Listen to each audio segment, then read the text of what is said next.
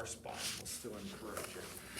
If Jeremy were assessing the inflection, he would essentially sort of block my pelvis by hanging on to it, and I'll just use the table for this sort of situation. And then I would go simply straight down, and again, my thoracic spine is spent on flexion, and I've got pretty much lumbar at this point on, so I would have gotten my numbers, and essentially I could touch my toes, right? So some of your patients won't be able to. Extension, same thing. Traditionally, in standing, my pelvis could easily go posterior and I could have a 0 number.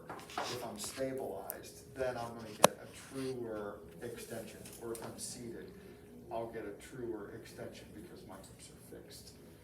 There is still some sway from the lumbar spine. Lateral flexion, I think it's easy to instruct the patient from a standing position. Take your hand, run it down the seam of your pants. And as they do so, they'll stay on the coronal plane, which will give you a true accurate depiction of lateral flexion, right lateral flexion, and left lateral flexion. I like cavitation there. And then rotation is again another manifestation where, again, the hips could twist on the individual going in a particular direction, stabilize, and then you have a chance to get them into rotation one direction or the other. There is another potential for having the patient slightly bent, then rotating to one direction and then the other, and you might get a purer sort of rotation. And are we assisting, or are we just standing back and Again, asking them to do If you so? were going to be involved in a standing patient, you would at least be assisting them Just in to hang on. case. But because this is active, you need them to do the work.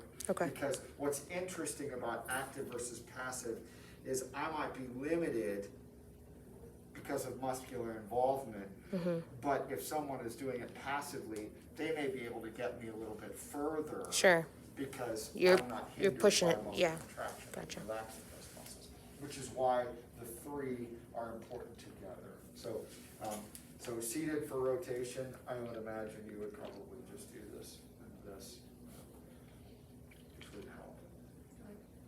That's all of the ranges of motion for active, right? It doesn't ask for passive or resisted.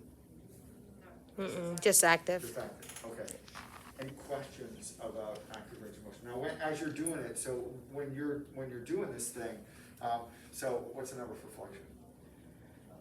For instance, if we had a number. 25 to 45. 25 to 45. So what I'll do is I'll support the patient posteriorly, and as I do so, I'll ask them to bend down and touch their toes. And as they do so, I'm looking for 25 to, 40 degrees of flexion. And you'll just act it out like that. So that it's understood that not only do you understand what the expectation is, but you're talking to the patient through the situation. If you want to also, get your points for the patient communication. Okay, Mr. Jones, I'm going to ask you to, I'm going to support you here. Will you bend down and touch your toes for me, please? Cool. And as I'm observing him, I'm looking for 25 to 40 degrees of flexion, right? So you can say it like that.